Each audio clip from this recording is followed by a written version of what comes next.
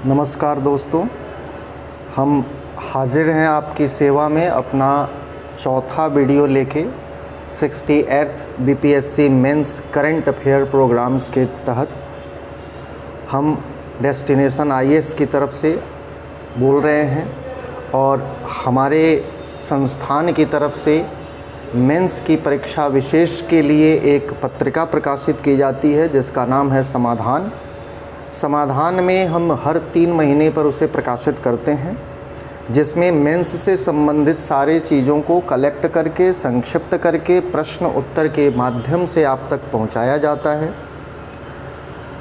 कुछ अपरिहार्य कारणों से हम अगला अंक अभी लाने नहीं जा रहे हैं और 69th पीटी के बाद लेकर आएंगे, जस्ट बाद। इसलिए इस बीच जो लोग हमारे पाठक वर्ग हैं, हमारे विद्यार्थी हैं, उनको मेंस की तैयारी को लेकर के दिक्कत ना हो, उसके लिए मैटर्स के लिए भटकना ना पड़े, उसके लिए कंपनसेटरी प्रोग्राम के तौर पर हम ये current affair programme YouTube channel के ज़रिए आप तक पहुंचा रहे हैं।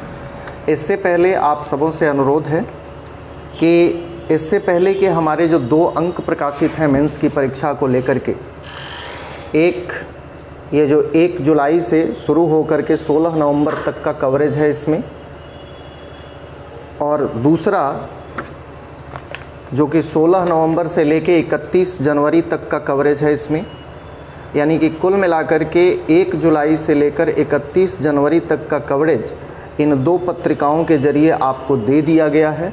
और 31 जनवरी के बाद से लेकर के अप्रैल तक का कवरेज हम आपको इस YouTube चैनल के माध्यम से देने जा रहे हैं, जिसमें ऑलरेडी 3 वीडियो हम इससे पहले दे चुके हैं। उसमें पहला वीडियो अमृतपाल सिंह के संदर्भ में था, पंजाब में खालिस्तानी आंदोलन के संदर्भ में था। दूसरा वीडियो ऑपरेशन दोस्त तुर्की में जो हमने चलाया उसके क्या इम्पोर्टेंस हैं, स्ट्रैटेजिक और क्या डिप्लोमेटिक इम्पोर्टेंस है, उस पर था। तीसरा वीडियो हम इसके बाद आज आपके समक्ष लेकर के प्रस्तुत हो रहे हैं। तीसरा वीडियो हमारा जो है वो भारत और मिस्र के संबंधों पर था और उस पर हमने उसका क्या इम्पोर्टेंस है भारत के संदर्भ में, मिस्र के राष्ट्रपति अब्दुल फतेह अल सीसी के भारत यात्रा के दौरान जो समझौते हुए, जो अचीवमेंट्स हुआ और उस अचीवमेंट्स का क्या मूल्य है हमारे लिए, क्या इम्पोर्टेंस है, उस पर हम दे चुके हैं। ये हमारा चौथा सेक्शन है जिसमें हम सिंधु जल संधि की समीक्षा करने जा रहे हैं। दरअसल हम नहीं करने जा रहे, भारत में हालिया घटनाक्रम ये हुआ कि भारत सरकार ने पाकिस्तान सरकार को नोटिस थमा दिया कि हमें इस संधि की समीक्षा चाहिए, तब ये विवाद पैदा हुआ। तो इस संपूर्ण विवाद पर सिंधु नदी से संबंधित जो सिंधु जल संधि है, उस जल संधि के हम इतिहास और प्रावधानों पर पहले बात करेंगे, फिर जो हालिया घटनाक्रम हुआ है वो घटनाक्रम क्या है, विवाद के कारण क्या है, भारत का पक्ष क्या है, पाकिस्तान का पक्ष क्या है, उसके बाद भारत का नोटिस क्या है, पाकिस्तान का जवाब क्या है, भारत ने नोटिस किस आर्टिकल के तहत दिया, किस सेक्शन के तहत दिया, जवाब किधर से आया, इन सब चीज़ों पे चर्चा करेंगे। फिर उसके बाद हम ये चर्चा करेंगे कि हम संधि की समीक्षा की बात कर रहे हैं, क्या हम पानी को बहने से रोक सकते हैं, कश्मीर की भौगोलिक स्थितियों की चर्चा करेंगे, 6 नदियों के तंत्र की चर्चा करेंगे और ये समझने की कोशिश करेंगे कि अगर हम तुल जाएं कि हम पानी पाकिस्तान नहीं जाने देंगे तो क्या हम ऐसा कर पाएंगे। फिर इस बात की हम चर्चा करेंगे कि अगर हम ऐसा नहीं कर पाएंगे तो अगर हम समीक्षा के लिए बुलाते हैं किसी उसको, पाकिस्तान को, तो फिर समीक्षा का स्वरूप क्या होगा, हम क्या एडिट करेंगे, क्या नई चीज़ उसमें लागू करेंगे। इन सभी बिंदुओं पर एक एक करके हम बात करेंगे। इसमें पहला जो पक्ष है कि वो है इतिहास और प्रावधान को लेकर के। सिंधु जल संधि, जो कि भारत और पाकिस्तान के बीच की स्थितियां ऐसी बनती हैं कि देशों का बंटवारा हुआ, पॉलिटिकल डिवीज़न हुआ, बाउंड्रीज़ अलग अलग हुई, उसमें भी कश्मीर की बाउंड्री डिस्प्यूटेड रह गई, उसकी अलग कहानी है, उस पर हम नहीं जाएंगे। कश्मीर का जो जीवन है, पाकिस्तान का जो जीवन है वो पूरी तरह सिंधु नदी तंत्र पर आश्रित है और पाकिस्तान की व्यथा ये थी कि वो सभी नदियां भारत से बहकर ही पाकिस्तान जाती हैं। तो पाकिस्तान के मन में ये भय था कि कभी अमित्रता के काल में, जो कि होनी ही थी और अब तक चल ही रही है ना, हम मित्र तो कभी हुए नहीं, अमित्रता का काल आता है, दुश्मनी का काल आता है, युद्ध का काल आता है, तो इस पानी का इस्तेमाल भारत युद्ध के एक उपकरण के रूप में कर सकता है। ऐसा किया जाता रहा है, किया जा सकता है, तो इसको रोकना पहली चीज़। शांति काल में पाकिस्तान की कृषि व्यवस्था का पूरा दारोमदार इसे सिंधु नदी तंत्र पर है, तो जल के प्रवाह को सुनिश्चित करना भी ज़रूरी था। वह इसलिए क्योंकि वो एक दुश्मन देश से होकर के जा रहा था। तो पाकिस्तान ने बार बार रिक्वेस्ट करी कि भाई देश का बंटवारा हुआ, पानियों का नहीं हुआ, वो हो जाना चाहिए।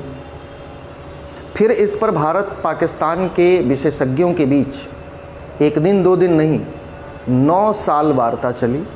उसमें तकनीकी विशेषज्ञ रखे गए, पानी से संबंधित मैनेजमेंट वाली सारी चीज़ें, उससे तकनीक से, बहाव से, उसके प्रवाह से संबंधित सारी चीज़ों का सूक्ष्मता से अवलोकन किया गया। इस चीज़ को करने के लिए बीच में विश्व बैंक को लिया गया। एक मध्यस्थ रहेगा, काम ठीक से होगा, थोड़ा सा मीडिएट करेगा, झगड़े जब होंगे तो वो ख़त्म करेगा। तो विश्व बैंक की निगरानी में विशेषज्ञों के दल द्वारा लगातार 9 साल की बातचीत के बाद 19 सितंबर 1960 को कराची में भारत के प्रधानमंत्री श्री जवाहरलाल नेहरू और वहाँ के पाकिस्तान के राष्ट्रपति श्री अयूब खान के बीच विश्व बैंक की मध्यस्थता में समझौता हुआ। और इस समझौते के जरिए पहले देश बटा था, उसके बाद पानी बटा। ये पानी को बांटने का समझौता था। समझौते के जो प्रावधान आए उसमें मुख्य प्रावधान क्या थे ये समझें कि सिंधु नदी तंत्र को, जिसमें 6 नदियां आती हैं, सिंधु मुख्य नदी है और 2 हैं और कुछ और नदियां हैं जो झेलम और सतलुज में मिलती हैं।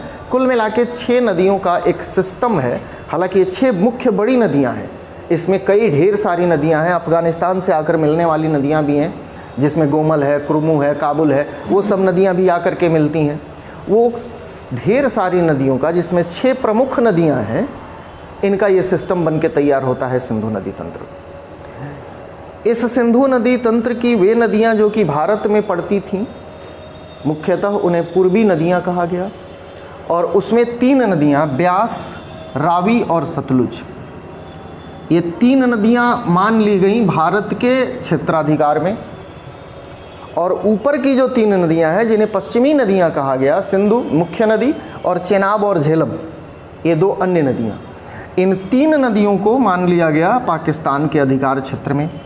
अधिकार क्षेत्र में का मतलब क्या कि क्या इस पानी का 100% भारत या 100% पाकिस्तान इस्तेमाल करेगा?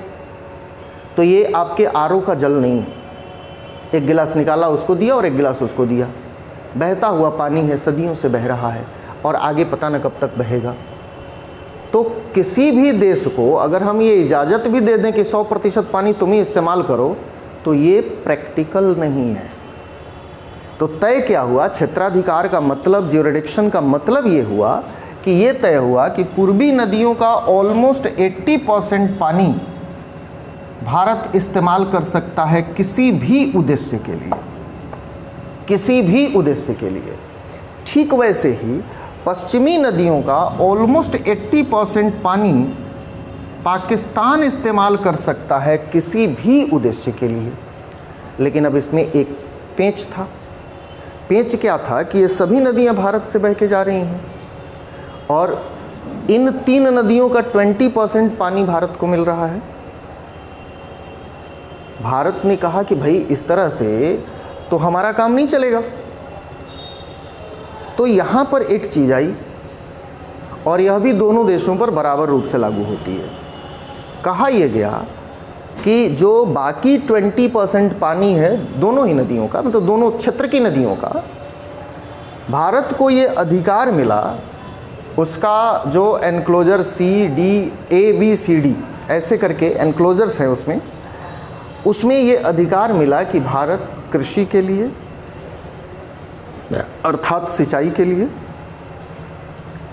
परिवहन के लिए और बिजली उत्पादन के लिए इन नदियों के पानी का भी इस्तेमाल कर सकता है। किस चीज़ के लिए? सिंचाई के लिए, परिवहन के लिए और बिजली उत्पादन के लिए। ध्यान दें, इसमें 3 एक्सेप्शन बने। पहला भाई सिंचाई के लिए, दूसरा परिवहन के लिए आना जाना, और तीसरा जल विद्युत उत्पादन के लिए। ये 3 पर्पज अगर भारत इन सिंधु चेनाब झेलम पर भी अपनाता है तो कोई दिक्कत नहीं है, बस एक शर्त है। क्योंकि देखिए सिंचाई और परिवहन में कोई समस्या नहीं है, उसमें कोई दिक्कत नहीं है। हालांकि सिंचाई में भी थोड़ी दिक्कत है, लेकिन सिंचाई को हम सोच ही नहीं रहे थे। पूछिए क्यों? कहाँ करिएगा? कश्मीर घाटी में नदी से सिंचाई कहाँ करिएगा? यानी सिंचाई का प्रश्न तब आता है जब नदी मैदानी भागों से होकर के गुजरती है। और इन नदियों का जो भारत में क्षेत्र है वो पूरा का पूरा पहाड़ी क्षेत्र है, तो सिंचाई जैसी किसी संभावना से तो हम बहुत ज़्यादा 2-4 होने ही नहीं थे। बाकी बचा परिवहन को लेकर के कोई दिक्कत ही नहीं थी। भाई आपके नदी में नाव चल रही है, क्या दिक्कत है? उससे पानी थोड़े ना डिस्टर्ब होता है, कोई दिक्कत नहीं है। ले दे के बात बची जल विद्युत की। जल विद्युत उत्पादन के लिए, आपके हाइड्रो पावर के लिए ज़रूरी ये होता है कि आप पानी को एक जगह इकट्ठा करो। जब पानी को आप इकट्ठा करोगे तब वो अगले देश में जाना बंद हो जाएगा या कम हो जाएगा, और कम होगा तो जो ये 80% का क्लॉज है, ये क्लॉज का उल्लंघन हो जाएगा। तो इसमें शर्त ये भारत पर लगा दी गई कि भारत हाइड्रो पावर प्रोजेक्ट लगा सकता है, उसमें रोक नहीं है, लेकिन उसे जल संग्रहण नहीं करना है। वाटर स्टोरेज वाला हाइड्रो पावर प्रोजेक्ट उसे नहीं लगाना है। Run of the river project वो लगा सकता है। Run of the river project क्या होता है? तो ऐसी विशेष करके पहाड़ी क्षेत्र की नदियाँ होती हैं जो ऊंचे नीचे ढलानों से होकर के बहती हैं, तो उनमें नेचुरल फ्लो ही बहुत तेज़ होता है। तो कहीं बहुत ऊंचाई से नदी गिर रही है और उसके नीचे आपने टरबाइन फिक्स किया और नेचुरल फ्लो का इस्तेमाल किया, और उसी नेचुरल फ्लो से आपने टरबाइन चला करके बिजली पैदा कर ली। इस किस्म की जो टेक्निक होती है हाइड्रो पावर पैदा करने की, वो कहलाती है run of the river project. शर्त भारत के साथ ये थी कि भारत बिजली का उत्पादन कर तो सकता है, लेकिन उसके लिए वो उस किस्म का वाटर स्टोरेज का डैम नहीं बनाएगा। Run of the river project अगर वो लगाता है तो कोई दिक्कत नहीं है, लगा सकता है। ये मुख्य प्रावधान हुआ। अब इसके साथ अगली जो चीज़ जुड़ती है वो क्या है कि भाई ये 2 लोग हैं, 2 पक्ष हैं, पक्षों के बीच में विवाद हो सकते हैं। अगर होते हैं तो क्या होगा, कौन सुलझाएगा? तो भाई मध्यस्थ तो बीच में विश्व बैंक है। तो पहली चीज़ ये हुई कि इसके साथ ये आपका पहला प्रावधान है, उसके साथ दूसरी चीज़ ये जोड़ी गई कि दोनों देशों में इस काम के लिए एक परमानेंट कमिश्नर, एक अस्थाई आयुक्त की नियुक्ति की जाए। एक अस्थाई आयुक्त की नियुक्ति हो कि भाई भारत का आयुक्त पाकिस्तान में बैठे, पाकिस्तान का आयुक्त भारत में बैठे। यदि कोई दिक्कत होती है तो पाकिस्तान अपनी शिकायत लेके भारत के आयुक्त के पास, या भारत अपनी शिकायत लेके पाकिस्तान के आयुक्त के पास जाए। अर्थात तत्काल अगर कोई डिस्प्यूट पैदा होता है तो वो विवाद न बढ़े, इसके लिए अस्थाई आयुक्तों की नियुक्ति की गई। उसके साथ एक आयोग बनाया गया, permanent commission on Indus water treaty, Sindhu जल संधि पर अस्थाई आयोग। इस अस्थाई आयोग में दोनों देश के पॉलिटिकल जो एजेंट होते हैं वो होते हैं, साथ में तकनीकी विशेषज्ञ होते हैं, बाढ़ के विशेषज्ञ होते हैं, बांध के विशेषज्ञ होते हैं, और विश्व बैंक के प्रतिनिधि होते हैं। और इनका काम ये है कि साल भर में एक बार ये बैठक करें। एक बार ये बैठक भारत में होगी, दूसरी बार पाकिस्तान में होगी। उस बैठक में साल भर में नदी का जल प्रवाह क्या है, बाढ़ की स्थिति क्या है, वाटर स्टोरेज, वाटर फ्लो की स्थिति क्या है, कितना क्यूबिक मीटर पानी बह के गया है, इन सब चीज़ों का डेटा आपस में एक दूसरे से शेयर किया जाता रहता है, जिससे कि दोनों देशों के बीच कोई विवाद की स्थिति न बने। चलें अब आ जाएं हम लोग हालिया घटनाक्रम पर। ये जो थे प्रावधानों के परिचय थे। हालिया घटनाक्रम में गड़बड़ क्या हुई, कहाँ हुई? तो भारत ने 25 जनवरी 2023 को 25 जनवरी 2023 को पाकिस्तान को एक नोटिस थमा दिया। नोटिस क्या थमाया कि भैया आ जाओ, अब बहुत हो गया, अब आके बैठ के दोबारा बातचीत करो, इन प्रावधानों के आधार पर हम तुम्हारे साथ संधि नहीं करने जा रहे। अर्थात भारत ने ये कहा कि अब हम इस संधि को कंटिन्यू इस स्थिति में नहीं कर सकते हैं, आप आइए, फिर रिव्यू होगा, फिर से धाराएं लिखी जाएंगी। जाहिर सी बात है कि इससे पाकिस्तान को खलबली, पाकिस्तान में खलबली मचनी ही मचनी थी, मची भी। पाकिस्तान का जवाब क्या आया मैं आपको थोड़ा बाद में बताऊंगा, क्योंकि जो मैटर है वो बड़ा कॉम्प्लिकेटेड है और मज़ा नहीं आएगा डिस्कशन का। पहले मैं जवाब बता दूं तो अगले डिस्कशन जो हमारे आने जा रहे हैं, विवाद का रीज़न क्या है, तो ध्यान दें कि भारत में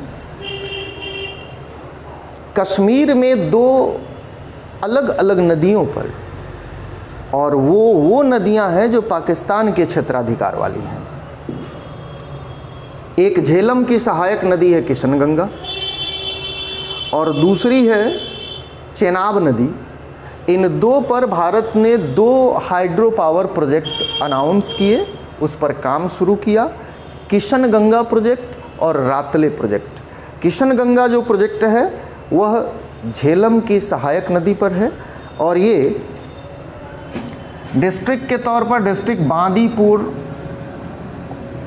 या बांदीपुर कह लें, है ना, वहाँ पर भारत एक हाइड्रो पावर प्रोजेक्ट लगा रहा है, और ये 330 मेगावाट की परियोजना है, अच्छी खासी। रातले जो है ये चेनाब नदी पर परियोजना है, और ये जम्मू कश्मीर के, मतलब वर्तमान में union territory Kashmir, union territory Jammu Kashmir के किश्तवाड़ डिस्ट्रिक्ट में ये परियोजना लग रही है। डिस्ट्रिक्ट है किश्तवाड़, और ये जो परियोजना है ये इससे बड़ी परियोजना है, 690 मेगावाट की परियोजना है। अब इस पर हमने जब काम शुरू किया तो पाकिस्तान को बेचैनी होनी शुरू हो गई। हालांकि इससे पहले भी उसको बेचैनी हुई है, वो भी थोड़ा जान लें। जो ये सेक्शन है हमारा झेलम नदी वाला, इस सेक्शन पे ऑलरेडी 2 और प्रोजेक्ट हमारे चल रहे हैं, है ना। एक है तुलबुल और दूसरा है उड़ी बांध या उड़ी बांध प्रोजेक्ट, ये ऑलरेडी चल रहे हैं। और जब ये भी चला तो उसको अच्छा नहीं लगा, लेकिन चला।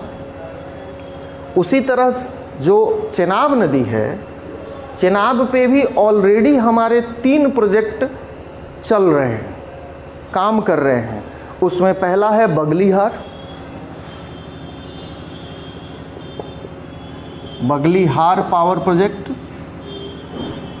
दूसरा है सलाल पावर प्रोजेक्ट, और तीसरा है दुलहस्ती पावर प्रोजेक्ट। जो बगलीहार पावर प्रोजेक्ट है ये 450 मेगावाट की परियोजना है डोडा डिस्ट्रिक्ट में। जो सलाल है ये रियासी में है और 690 मेगावाट की परियोजना है। आप कमेंट सेक्शन में हमें बताएं ज़रा, रियासी अभी हाल में किसी अन्य चीज़ के लिए भी बहुत ज़्यादा चर्चित हुआ था, वह चर्चा का कारण क्या है, और उस चर्चा में भी चेनाब नदी ही केंद्र में है। तो ज़रा कमेंट सेक्शन में लिख के अपनी प्रतिक्रिया हमें दें, बताएं कि रियासी अभी हाल में एक और चीज़ के लिए चर्चित हुआ था, किस चीज़ के लिए। तो रियासी में, डिस्ट्रिक्ट रियासी में हमारा सलाल परियोजना 690 मेगावाट की है। बाकी बची दुलहस्ती, तो ये भी किश्तवाड़ डिस्ट्रिक्ट में ही है। जो परियोजना लग रही है रातले, वह भी किश्तवाड़ में और दुलहस्ती भी किश्तवाड़ में ही है। और ये परियोजना हमारी 390 मेगावाट की है। और ये जब हम इन पर कोई परियोजना बनाते हैं, चलाने की कोशिश करते हैं, तो पाकिस्तान कसमसाने लगता है। क्यों?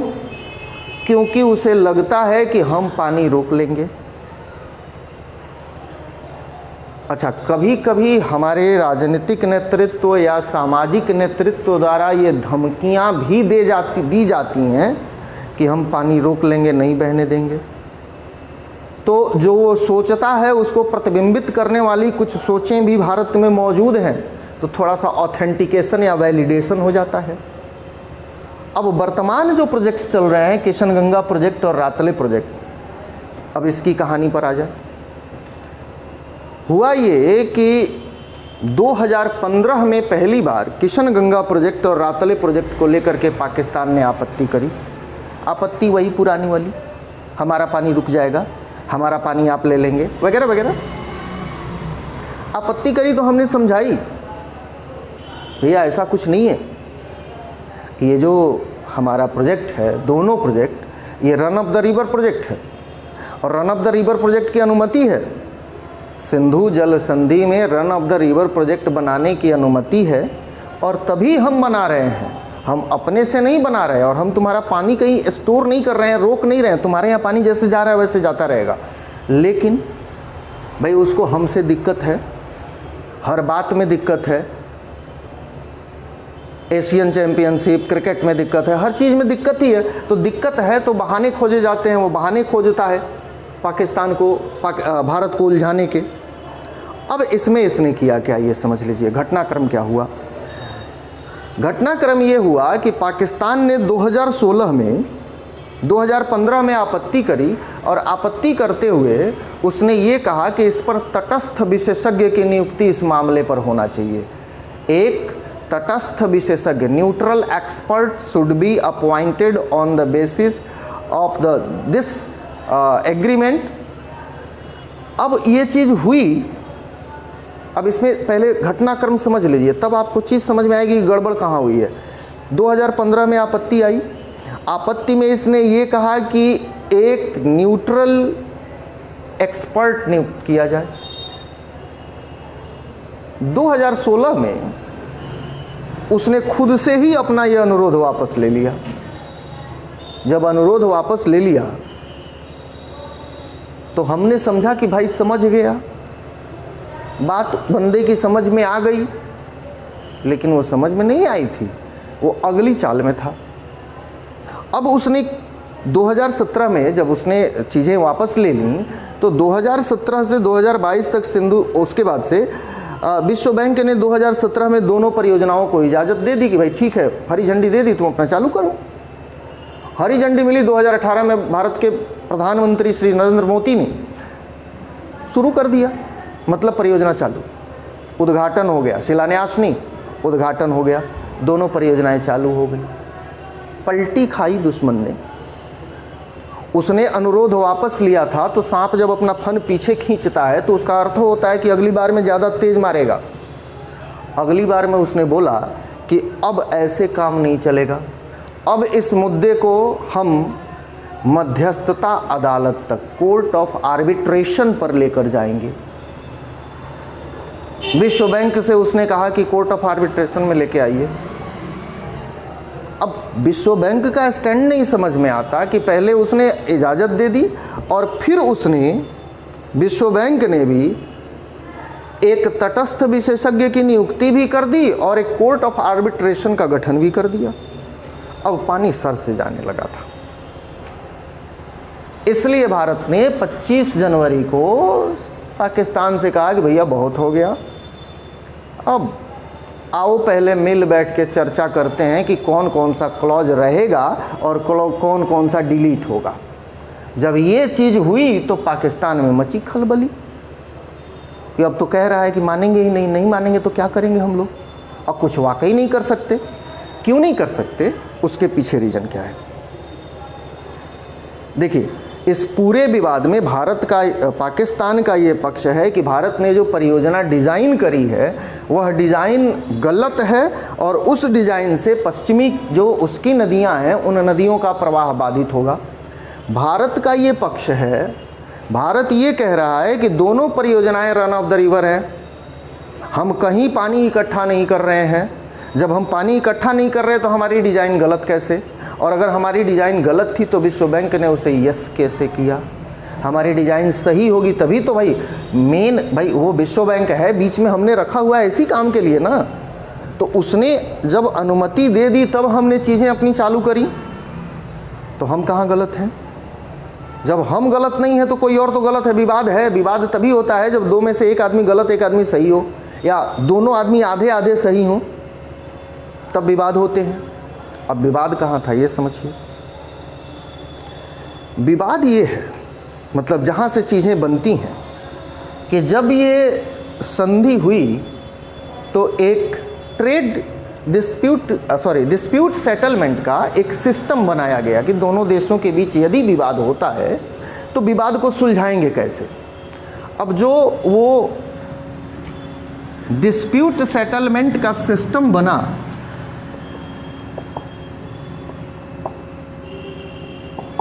उस सिस्टम में विशिष्ट चीज़ है।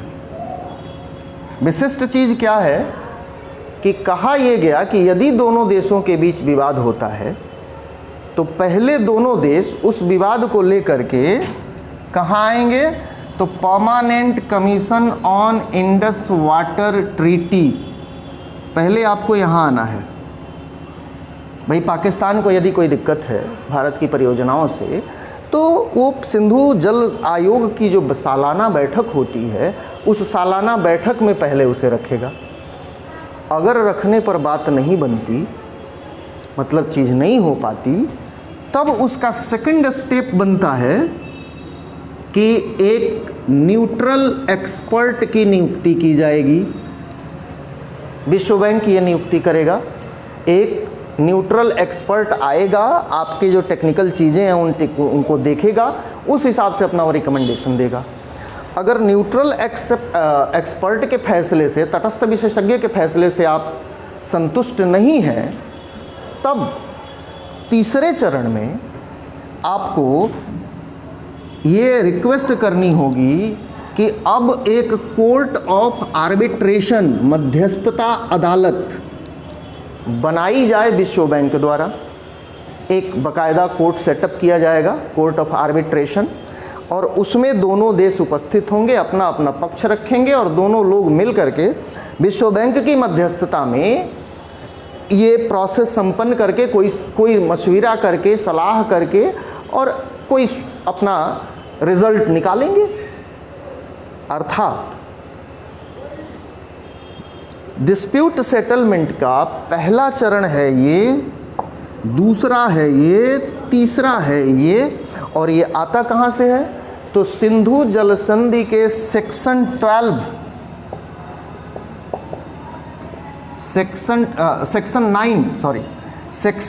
9 में ये डिस्प्यूट सेटलमेंट का ये सेटअप दिया गया है। अब समझिए, पीछे के घटनाक्रम पे फिर जाइए। पाकिस्तान पहले कहाँ आया? पहले क्या बोला वो? सीधे इस पे आया कि हमें एक न्यूट्रल एस्पेक्ट चाहिए, न्यूट्रल एक्सपर्ट चाहिए इन दोनों परियोजनाओं पर। होना क्या चाहिए था? पहले यहाँ आए, यहाँ से बात न बने तो यहाँ आए, फिर यहाँ आया और फिर अपना अनुरोध वापस ले लिया। अगर यहाँ बात सुनवाई होती, सुनवाई में जो फैसला आता, उस फैसले से वो संतुष्ट नहीं होता, तब वो कोर्ट ऑफ आर्बिट्रेशन की मांग कर सकता है। उसने क्या किया? आया, फिर अपने से खींच लिया कि ठीक है कोई बात नहीं, और तब वो सीधे तीसरे पे आ गया। तो भाई मेरे, डायरेक्ट सुप्रीम कोर्ट जाने की इजाज़त किसी मामले में नहीं होती है, निचली अदालत से ही ऊपर जाइएगा अपील में। भारत ने ये कहा, इसी चीज़ को भारत ने आधार बनाया। जो 25 जनवरी 2023 को भारत ने नोटिस भेजा, वह नोटिस इसी बेस पर भेजा कि आप लगातार इस सिंधु जल संधि के सेक्शन 9 का उल्लंघन कर रहे हो, और चूंकि तुम ब्रेक कर रहे हो, ये ब्रीच है एक तरह से संधि को लेकर के, इसलिए अब आ जाओ, अब हम दोबारा से बात करेंगे। क्योंकि तुम अपनी तरफ से संधि की शर्तों को तोड़ रहे हो। अब ये भारत को करने का अधिकार था कि नहीं? तो इसका सेक्शन 12 जो है, इसी संधि का सेक्शन 12 ये कहता है इस संधि की कोई समय सीमा नहीं है, कब तक रहेगी। भाई पानियों के बहने का भी नहीं है। संधि के समय सीमा के बारे में सेक्शन 12 ये कहता है कि ये संधि तब तक लागू रहेगी जब तक दोनों में से कोई एक पक्ष इस संधि से हट नहीं जाता। अर्थात संधि से हट जाने का विकल्प है सेक्शन 12 के तहत। तो भारत सरकार ने सेक्शन 12 के तहत, ध्यान दें, भारत सरकार ने ये जो नोटिस भेजा, ये भेजा सेक्शन 12 के तहत। और किस आधार पर भेजा? तो सेक्शन 9 के उल्लंघन के आधार पर भेजा कि चूंकि आप सेक्शन 9 का उल्लंघन कर रहे हो, इसलिए सेक्शन 12 हमें ये अधिकार देता है कि हम या तो हट जाएं या फिर आप आइए, हम फिर से बात करेंगे, हमको ये नहीं कबूल है।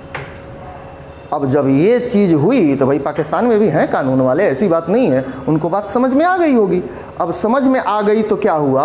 अब आ जाइए, रुक जाइए, अब आ जाइए पाकिस्तान के जवाब पर। 5 अप्रैल को पाकिस्तान ने जवाब दिया।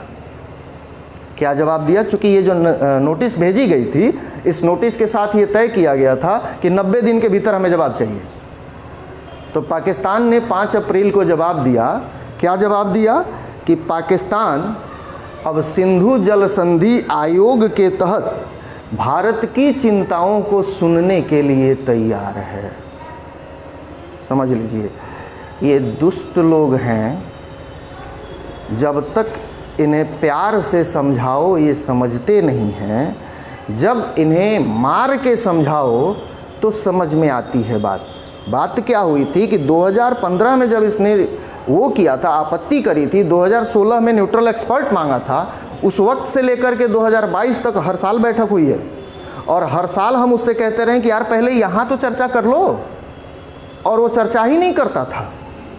अब जब हमने कहा कि चलो रिव्यू करते हैं, तो अब क्या बोला कि ना ये यहाँ पर क्या बोला है कि अब आइए हम यहाँ पर आपकी बात सुनने के लिए तैयार हैं। यानी गर्मी शांत हो गई। अब विवादों के समझने के बाद, विवादों पर विचार करने के बाद एक प्रश्न बचा रह जाता है जो कि अक्सर फिज़ाओं में उठता रहता है। ये पाकिस्तान के मन का डर भी है कि हम पानी रोक लेंगे। हम भी इधर से कहते हैं कि हम पानी रोक लेंगे। शासन के स्तर पर भी ये कहा गया कि खून और पानी दोनों एक साथ नहीं बह सकते। सुनने में अच्छा लगा, तुकबंदी भी अच्छी थी। अब प्रश्न ये है कि खून को बहने से रोकना हमारे हाथ में है और काफ़ी हद तक हम उसे रोक भी चुके हैं कश्मीर घाटी में। अगर पाकिस्तान सच्चा मित्र हो जाए तो बिल्कुल ही रुक जाएगा, वो दुश्मन है तो भी हम रोक चुके हैं। लेकिन दूसरा प्रश्न जरा कठिन है कि क्या हम पानी को बहने से रोक सकते हैं? जैसा कि कहा जाता है या जैसी धमकियां दी जाती हैं, तो क्या सचमुच में ऐसा संभव है कि हम पानी को बहना रोक लें? तो थोड़ा सा हमें कश्मीर की और इस सिंधु नदी तंत्र की भौगोलिक स्थितियों को समझना होगा। आपके सामने ये एक इमेजिनरी लगभग मैप है, नॉट करेक्ट एग्जैक्टली, बट विषय को समझने समझाने के लिए पर्याप्त है। और आप जब भी आंसर लिखें तो कोशिश करें कि इस तरह से एक रफली ड्रॉ कर दें मैप, तो बेहतर होगा। आप देख रहे हैं कि एक जो नदी है सिंधु, ये चीन से निकल रही है और दूसरी सतलुज चीन से निकल रही है। दोनों नदियां हमारे यहाँ निकलती नहीं हैं, हमारे यहाँ से होकर बहती हैं। बाकी की 3 नदियाँ ब्यास, रावी, चेनाब और झेलम, ये भारत से निकल के पाकिस्तान जाती हैं।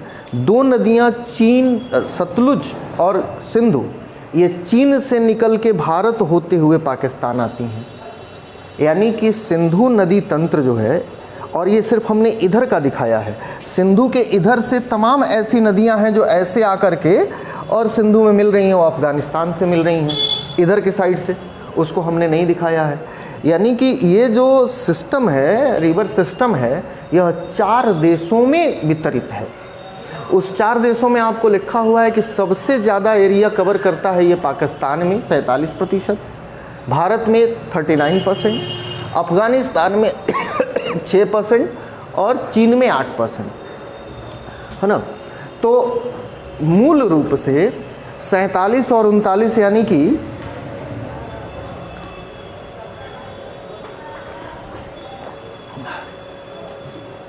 नदी का अधिकांश प्रवाह क्षेत्र भारत और पाकिस्तान में है। 8 से 14% बाकी जगह पे है, बाकी 2 देशों में है, वो भी पक्ष हैं, ये ध्यान रखना होगा। अभी फ़िलहाल ये जो समझौता है ये इन 2 देशों के बीच है, इसमें चीन शामिल नहीं, अफ़गानिस्तान शामिल नहीं। अफ़गानिस्तान को शामिल करने की हमें बहुत ज़रूरत इसलिए नहीं है क्योंकि अफ़गानिस्तान की नदियाँ इधर से आकर के मिल रही हैं, वो पाकिस्तान वाला एरिया होता है। हाँ, चीन ज़रूर उसमें एक पार्टी हो सकता है जो नहीं है। अब ये जो पूरा एरिया बनता है, देखिए इसका जो कुल जो फ्लो एरिया है जहाँ से होकर के ये नदी बह रही है ना, वो काफ़ी बड़ा है। 1,11,65,000 स्क्वायर वर्ग किलोमीटर। और इस क्षेत्र में, इस नदी क्षेत्र में रहने वाली जनसंख्या 30 करोड़ के आसपास है। तो हम कोई भी एक तरफा उपाय ना हम कर सकते हैं ना पाकिस्तान कर सकता है, हमें उसमें मिलकर ही काम करना होगा। उससे भी ज़रूरी जो प्रश्न है हमारा कि क्या हम पानी को बहने से रोक सकते हैं, तो थोड़ा सा उस कंडीशन को समझा जाए। हम कहते हैं, हम धमकी देते हैं पानी हम नहीं जाने देंगे। कैसे नहीं जाने देंगे?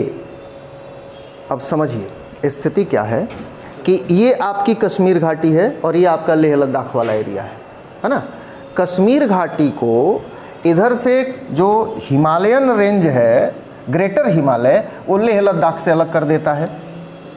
मतलब ये जो एरिया है ये हिमालयन रेंज नहीं है, ट्रांस हिमालयन रेंज है। इधर का जो एरिया है इसमें हिमालय की 3 श्रेणियां गई हैं। ग्रेटर हिमालय गया है, फिर उसके बाद से मिडिल हिमालय, फिर उसके बाद से लोअर हिमालय, जिसे शिवालिक कहते हैं। अब इसमें जो कश्मीर घाटी का एरिया पड़ता है, इधर वो ग्रेटर हिमालय से घिरा हुआ, यानी कि इधर की तरफ आपके जाने की कोई संभावना नहीं है। आपके जाने का मतलब क्या? पानी को ले जाने की। कहाँ ले जाइएगा पानी? किस खेत में सिंचाई के लिए इधर लेके जाइएगा? और लेके जा पाइएगा क्या? क्योंकि इधर से जब आप ग्रेटर हिमालय की तरफ बढ़ेंगे तो इसकी तुलना में जो मिडिल हिमालय का जो रेंज है हमारा, वो लगभग 5000 मीटर यानी कि 5 किलोमीटर के आसपास का ऊंचाई पे है। और जो ग्रेटर हिमालय का रेंज है ना, वो ऊंची चोटी लगभग 9 किलोमीटर के आसपास की है। ऑन एन एवरेज 6000 मीटर तक की ऊंचाई है। तो आप इधर से किसी नदी का पानी कोशिश करें कि इधर से इधर बहा ले जाए, होने का नहीं। दूसरी चीज़ कि अच्छा इधर नहीं तो इधर लेके आ सकते हैं क्या? तो ध्यान दें कि ये हमारा ग्रेटर हिमालयन रेंज, उसके बाद ये हमारा मिडिल हिमालय का रेंज, और ये फिर नीचे पड़ता है हमारा लोअर हिमालय का रेंज। थोड़ा और नीचे जाएगा, है ना, चूँकि हिमाचल प्रदेश होते हुए उत्तराखंड होते हुए जाता है। अब जो ये हमारा मिडिल हिमालय का रेंज है, जिसमें कि कश्मीर घाटी है, पीर पांजाल का पर्वत है, उसकी ऊंचाई औसतन 5500 मीटर की है। कश्मीर घाटी की बात करें तो कश्मीर घाटी के तौर पर मैक्सिमम आपने देखा, यहाँ पर कश्मीर घाटी की मैक्सिमम चौड़ाई 100 किलोमीटर है। क्षेत्रफल लगभग 15,000 वर्ग किलोमीटर है। और कश्मीर घाटी समुद्र के सतह से 1850 मीटर ऊंची है, जबकि पीर पांजाल समुद्र की सतह से लगभग 5500 मीटर के आसपास ऊंचा है। तो अगर आप इधर से पानी को इधर ले आएंगे तो ले आ पाएंगे क्या? ले आ पाएंगे? आपकी कश्मीर घाटी 1850 मीटर की ऊंचाई पर और पीर पांजाल लगभग 5500 मीटर की ऊंचाई पर। पीर पांजाल तोड़िएगा, तोड़ कर ले आइएगा। भाई हमारे यहाँ एक प्रयोग हुआ है, बहुत सुंदर प्रयोग हुआ है। आप कह सकते हैं कि वैसा किया जा सकता है। गंगा जल उद्वह योजना, जिसके ज़रिए गंगा से पानी को और ऊंचाई वाले क्षेत्रों में गया नवादा तक लेके जाया गया है, लेकिन उसको पेयजल के रूप में इस्तेमाल किया जा रहा है, सिंचाई के तौर पर नहीं। आम तौर पे वो चीज़ें हैं, मतलब कुछ आप कर सकते हो, सोच सकते हो। सोचने में क्या जाता है कि भाई हम ये 5000 मीटर की ऊंचाई को क्रॉस करके और यहाँ से झेलम का पानी इधर की तरफ ले आएंगे, चेनाब का पानी इधर की तरफ ले आएंगे। वास्तव में ये प्रैक्टिकल नहीं है। पहली चीज़, ना इधर लेके जा सकते हो ना इधर लेके जा सकते हो। पानी तो कश्मीर की घाटी से ही बहना है। आप ना उस साइड लेके जाओगे ना इस साइड लेके जाओगे, ये संभव नहीं है, प्रैक्टिकली संभव नहीं है। और अगर ज़्यादा तोड़ फोड़ करते हो तो ये हिमालय नया है, कब ये रिवेंज ले लेगा हमसे हमें नहीं मालूम। वैसे ही तोड़ फोड़ ज़्यादा चल रही है। ज़्यादा तो ये सारा काम करने के लिए आपको क्या करना होगा, काटना पड़ेगा हिमालय को। और उसमें भी खास बात क्या है, चेनाब को लेकर के, कभी कश्मीर जाना हो तो देखिएगा, चेनाब को यूं करके देखना पड़ेगा, यूं। उसकी अपनी गहराई कश्मीर की घाटी से वो नीचे की तरफ बहती है, मतलब कश्मीर में भी वो बाढ़ नहीं ले आ सकती बेचारी, उतना गहरी घाटी से होकर के बह रही है। उस लेवल से पानी उठा करके आपको ले आना होगा, चाहे इधर ग्रेटर ट्रांस हिमालयन रेंज की तरफ ले जाएं, या फिर इधर से ले आकर के पहले पीर पंजाल पार कराइए, फिर शिवालिक पार कराइए, और तब ले आके मैदानी क्षेत्र में ले आइएगा, तब न सिंचाई कीजिएगा। होगा? आई थिंक इम्पॉसिबल के करीब है ना, पहली चीज़। दूसरी चीज़, पानी रोकने का मतलब, पानी रोकने के दो माध्यम है, समझिए। एक तो ये कि इन नदियों के पानी को नहर बना के अपने एरिया में घुमा दिया जाए, तो पानी रुक जाएगा, उधर जाना कम हो जाएगा। ये ऑप्शन हमारे पास लगभग नहीं है, लगभग नहीं है। हम ना इधर जा सकते हैं ना इधर जा सकते हैं, क्योंकि दोनों तरफ ऊंचाइयां इतनी हैं कि उन्हें काट करके नहरें बनाना संभव नहीं। हमने नहरें बनाई हैं, सतलुज ब्यास के संगम से हमने निकाला है नहर, तो वो एरिया नीचे पड़ता है। ये देखिए, वो एरिया नीचे है, मैदानी भाग है, वहाँ से हम राजस्थान नहर लेके गए हैं। इधर से कोई नहर लेके इधर नहीं आ सकते। यानी पहला ऑप्शन फ्लॉप। हम इन नदियों के पानी को शेष भारत में वितरित नहीं कर सकते नहर बनाकर। दूसरा उपाय क्या, कि डैम बना लें, और डैम बना करके पानी को स्टोर कर लें। उसमें दो बाधाएं, एक तो ये सिंधु जल संधि खुद ही बाधा है जो मना करती है कि नहीं, डैम नहीं बनाना। बनाएंगे तो पाकिस्तान का पक्ष मजबूत हो जाएगा। एक पल के लिए मान लें कि पाकिस्तान नहीं करता, वो कोई क्वेश्चन नहीं करता, आप डैम बना लेते हो, होगा क्या? ये अभी बनता हुआ पर्वत है। ऑलरेडी हमने इस पर 2-3 डैम बना रखे हैं।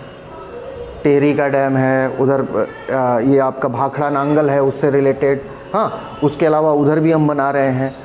कई डैम बना के जब आप वाटर स्टोर करते हो तो वाटर का प्रेशर धरती पर पड़ता है, और जो भूकंपों की बारंबारता बढ़ेगी कि हो सकता है कि एक दिन ये सारे डैम टूट जाएं। टेहरी डैम अगर टूटता है, हमने 2 नदियों का पानी इकट्ठा किया है उसमें, तो टेहरी डैम से पानी को दिल्ली पहुंचने में मात्र 4 घंटे का समय लगेगा। 1 घंटे का समय लगेगा टिहरी से पानी दिल्ली पहुंचने में। कोई जहाज भी नहीं मिलेगा उतनी तेज़ भागने वाला जितना तेज़ पानी वहाँ से चलेगा। तो अगर हम यहाँ पे डैम बनाते हैं तो पहला तो यही सिंधु जल संधि बाधा है। मान लीजिए कि तोड़ दिया उसको, है ना, नहीं मान रहे हम बनाएंगे तो वो आत्मघाती कदम होगा, क्योंकि इससे homeostasis of the Himalaya will be disturbed. और उसके बाद क्या होगा ये कल्पना की जा सकती है ना। अब प्रश्न ये कि तब हमने क्या सोच के नोटिस भेजा, मतलब स्थितियां ये बनती हैं कि वास्तव में समीक्षा का हमारे पास कुछ वो है नहीं। मतलब हम कहें कि पानी हम रोक लेंगे तो क्या रोक लेंगे, जवाब ये है कि नहीं। तो फिर अगर समीक्षा होती है तो क्या होनी चाहिए, होनी ज़रूरी है, समीक्षा होनी चाहिए, लेकिन इन चीज़ों की नहीं। पानी रोकेंगे नहीं रोकेंगे इसकी नहीं, समीक्षा ये होनी चाहिए कि ग्लोबल वार्मिंग हो रही है, बहुत तेज़ी से क्लाइमेट चेंज हो रहा है, और विशेषज्ञ ये बता रहे हैं कि सिंधु नदी तंत्र का जो ये पानी का बहाव है जो अभी शानदार है, ये स्थिति ये है कि 2050 तक 2000 ईस्वी में जितना पानी बह रहा था उससे भी 20% नीचे चला जाएगा इस पूरे सिस्टम में पानी का बहना। और अगर नीचे गया तो पाकिस्तान कहेगा कि भारत ने रोका है। समीक्षा यहाँ ज़रूरी है कि पाकिस्तान इस बात को समझे कि उसके पास पानी ही कम नहीं होने जा रहा, अब समय भी कम बचा है डैमेज कंट्रोल के लिए। क्यों? क्योंकि पाकिस्तान के इरिगेशन सिस्टम का 80% इन नदियों पे है। हमारा तो बहुत छोटा सा हिस्सा, बाकी नदियां हमारे पास हैं जिनसे हम पूरे भारत में कर रहे हैं, इसका तो बहुत छोटा सा हिस्सा इरिगेशन के लिए अगर हम इस्तेमाल की बात करें तो एक तो सिर्फ इसी का इस्तेमाल कर रहे हैं ना, इंदिरा गांधी नहर का, बाकी का इस्तेमाल हम पावर प्रोजेक्ट के लिए ही कर रहे हैं। तो इरिगेशन पर हम डिपेंड नहीं है, सिंधु नदी तंत्र पर पाकिस्तान डिपेंड है, और पाकिस्तान के पास अब ना समय है, 2050 आने में बहुत दिन नहीं है भाई, 25-30 साल की बात है, उसके बाद से ऑलरेडी पानी घटना शुरू हो जाएगा। उस वक्त आप क्या करोगे, इसकी समीक्षा जरूरी है। इसलिए अड़ंगा डालना छोड़ो, मिलकर दोस्त बन के बैठो और समस्याओं को मिलकर सुलझाओ। इसके अलावा आपके पास और कोई चारा नहीं है। धन्यवाद।